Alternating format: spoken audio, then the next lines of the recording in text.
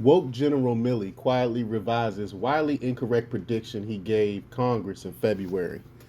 You know, General Milley is one of the worst generals, one of the worst leaders we ever had in this country. I mean, he is the worst. But before we get started, go ahead and hit that like button, share this out so we can get this information out there. Also, subscribe if you're not already a subscriber. Hit that alarm bell so you know when I put out new stuff. Also, check out my link tree in the description. It has a link to my Patreon where I talk about things I can't talk about here.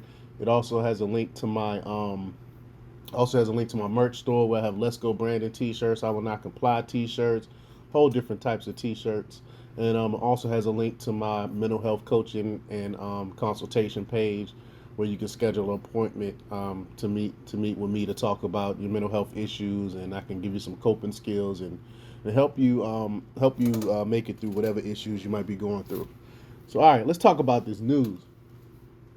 There should be a picture of General Milley in the dictionary next to the definition of the Peter Principle.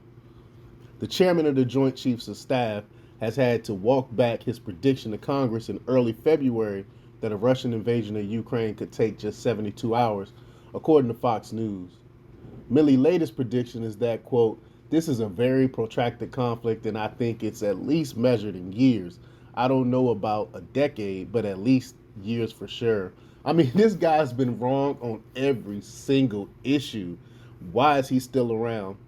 But with Milley's track record, why would anybody take his predictions seriously? I mean, really. In June, Fox News contributor Ben Dominic provided a dismal roll call of failures that Milley has never paid a price for. The litany of botches exposes Milley's propensity for profound blundering and a persistent misunderstanding of the national interest and a dangerous willingness to politicize the army of the United States. I mean, as a veteran, former military guy, I have to say this guy sickens me. I mean, he is single-handedly ruining our great military.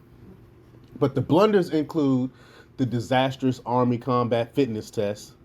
Horrible. I'm pretty sure I went into that. I think I might have did a video on that on my old channel. Stonewalling reports of mistakes in the Iraq War, a historic recruiting crisis. I mean, we're so short, but we need recruits so bad, and they're not coming in. They don't want anything to do with the military. Remember that stupid video they put out about this girl joining the military with two moms or something like that. What did that have to do with the military? Look at the stuff they're pushing, and then look at China military commercials, and look at Russian military commercials. I mean, we are laughing stock of the international community. But of course, the colossal failure of the embarrassing U.S. withdrawal from Afghanistan. I mean, that's just horrible. He should have been fired after that. The Peter principle is what happens when employees are promoted based on their success in previous roles. They eventually reach a level where they are no longer competent. In Milley's case, the failures outweigh the successes. So what's next? With all due respect, this guy's a nightmare walking for the military. Walking for the military and the United States. I mean, in one example of the real world consequences of poor military leadership at the top, the British Royal Marines dominated the U.S. Marines in the multinational training exercise just months after the dismal and deadly Afghanistan withdrawal. Maybe the U.S. soldiers were just having a bad day. Maybe not. Last summer, Milley defended critical race theory. I did videos on that to the House Armed Services Committee. Quote, I've read Mao Zedong, I've read Karl Marx, I've read Lenin. That doesn't make me a communist, he said. I mean, I would agree with that. I mean, you have to read and know what the enemy is saying. So I would agree with that. That doesn't make you a communist. But look at his actions though. So what is wrong with understanding the country for which we are here to defend? Milley added, I want to understand white rage, and I'm white. He was referring to the Capitol insurrection and suggesting that the unrest was due to white supremacy. Quote, what is it that caused thousands of people to assault this building and try to overturn the Constitution of the United States of America? What caused that? I want to find out, he said.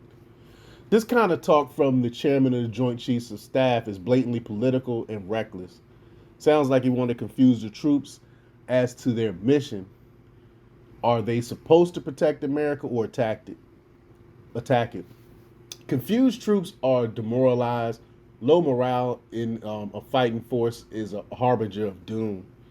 Our institutions seem to be brimming with people who were promoted or appointed not because of past accomplishment, but because they fall in line politically. I mean, just look at our vice president. If by chance a candidate is politically correct, has the right skin color, or is the correct gender, he or she will go far. These kinds of promotions are based on appearance and the ability to conform. They have nothing to do with excellence. You know, I talk about merit all the time. I mean, it has nothing to do with skin color, has nothing to do with religion or sexual identity or any of that stuff. It should be based on merit. Are you good at what you do?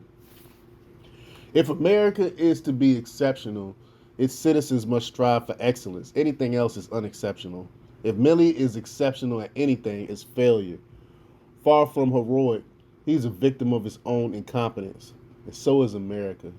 But let me know what you think about this. Leave your comments down below. Like, share, and subscribe. And check out democrapublics.com for the latest in news. Until next time, peace.